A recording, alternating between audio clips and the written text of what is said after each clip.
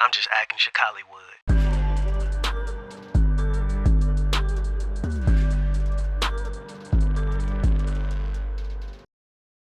So how do you keep your reputation? How do you keep a good reputation in this business, especially as a woman? Not sleeping with writers and directors. Because I'm not saying that I know that people that do it, I heard about it. Yeah.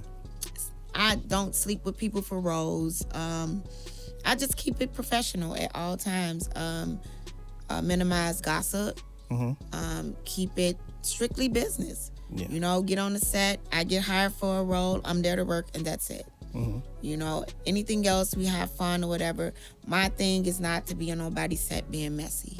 Mm-hmm. So that's how I keep my reputation. Yeah. So basically, mind your business, do the job. Yeah. Yeah. And even things internal, like I've been subjected to being cast for roles and had people to go behind my back and tell the directors don't work with me because I'm difficult or I try to run a set, or it was some crazy things that happened in the past. But back then you were not able to deal with your emotions, and you crashing out, and you running off your emotions. Now I know how to deal with that. It's just like, yeah, I don't let stuff stress me no more. It is what it is. I'm too busy focused on what I'm doing in my craft. Yeah. So I don't have time for that. And that leads into my next question.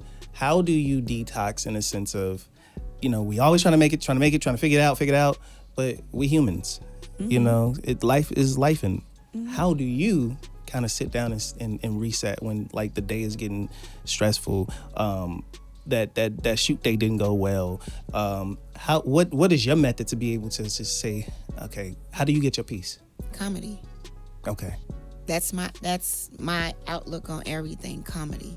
So when I'm having a bad day when it comes to my career, when things are not going right for me, I may not get this role, or I'm just burnt out, totally want to give up, don't want to do it anymore, I go to comedy. Mm-hmm. I create a concept, do a couple of skits, and me being able to make the world laugh helped me a lot. So I feed off a lot of the energy from my fans. I don't call them fans. I call my fans my neighbors. Okay. So you would see me say that, hello, my neighbors, a lot on my page. And being able to connect with them, they are my therapy. So when I do my comedy and I read the comments, or I get all my inbox messages and I'm hearing from the people, oh my God, I was suicidal, you saved me, or I'm battling cancer, and by me watching your content daily, it helps me throughout the day, and whatever else, that is what helps me more than anything. So I sit back, I reset, and I just read all the great things and take that in for what I do with my craft. So that's how I...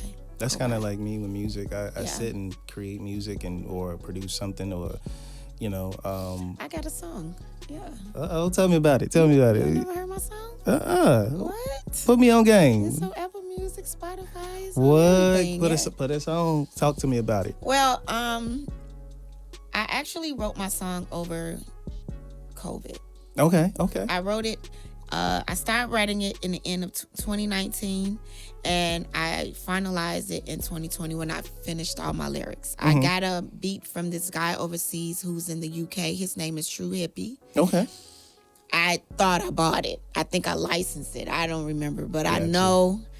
And it's called Push Pause. Okay. Is it a rap? Is it a singing? I don't necessarily call myself a rapper. I'll say it's a lyricist. But got some bars. Yeah, I got some bars. Okay. I got some bars. So Push Pause is mainly about exactly like push pause, roll, pause. So it's mainly push pause, roll this blunt, and listen to what I gotta say.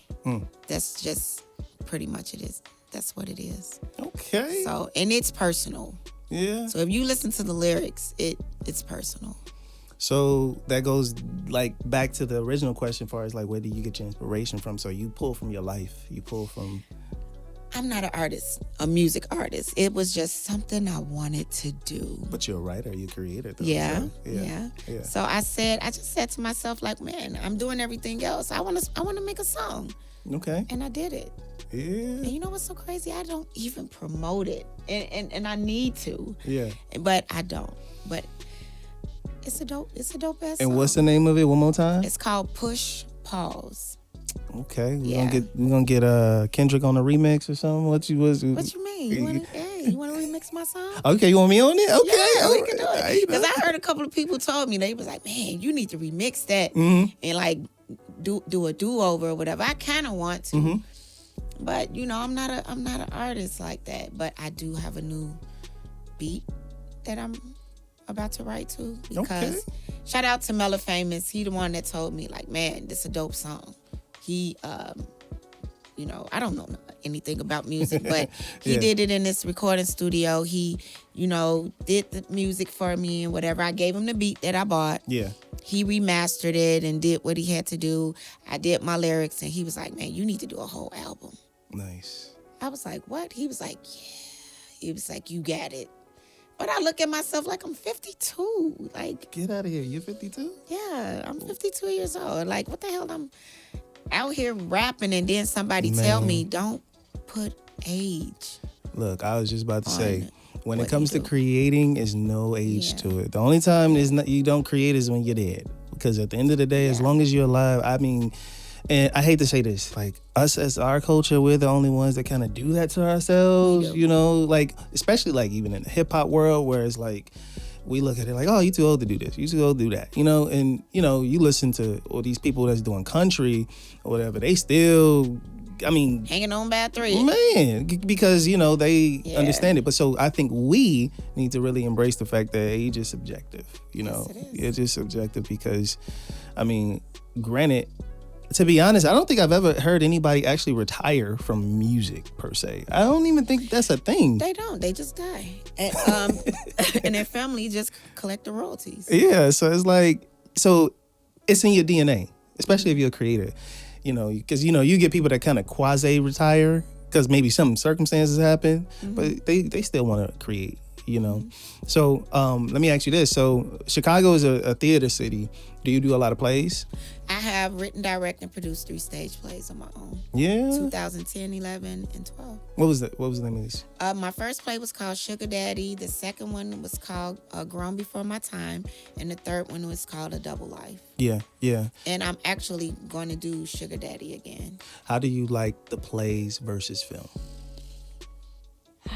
The plays, I look at the plays to be so much more to be more talented, because to be able to get on a stage and entertain a live audience, not off stand-up, but to actually be an actor or an actress, and to have someone to sit live, to watch live acting, that is creative. That is like beyond creativity to me, because behind the camera, you could cut everything off. This is true. But on the stage, everything is live.